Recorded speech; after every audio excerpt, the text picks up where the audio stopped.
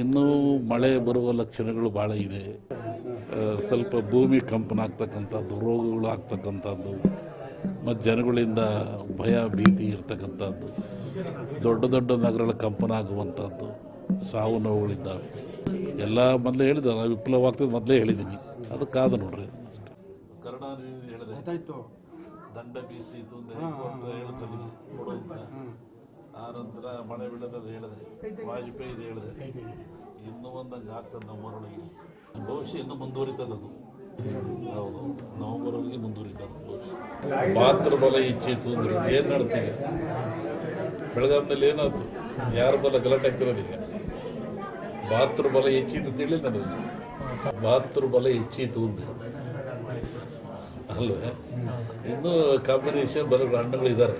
ಹೇಳಿದ್ರೆ ನಡೀತಾ ಇದೆ. ಯಾವುದಾದ್ರೆ ಸುಳ್ಳು ಆಗಲ್ಲ. ನವಂಬರ್ವರೆಗೆ ಕಾದು ನೋಡಿರುತ್ತೆ. DMK ಸತ್ತು ಕೂಡಲೇ ADMK ಏನಾದ್ರು ಸ್ಟ್ರಾಂಗ್ ಆದವರು ಕೊಡೋದಿಲ್ಲ ಉಣಂಗ್ ಜಾಗ ಅಂದರು. ದಂಡ ಬೀಸಿತು ಕೋರ್ಟ್ ಇಲ್ಲಿ ಮತ್ತೆ ದಂಡ ಬೀಸುತ್ತೆ ನೋಡುವಂತಾರೆ. ಇನ್ನೂ ಬಂಡು ಹುಡ್ಕೊಂತಾರೆ. ಸ್ವಲ್ಪ ವಿಧಾನ ಮಾಡಿ ಅಧಿಕಾರಕ್ಕೆ ಇನ್ನೂ ಬಂಡು ಹುಡ್ಕೊಂತಾರೆ.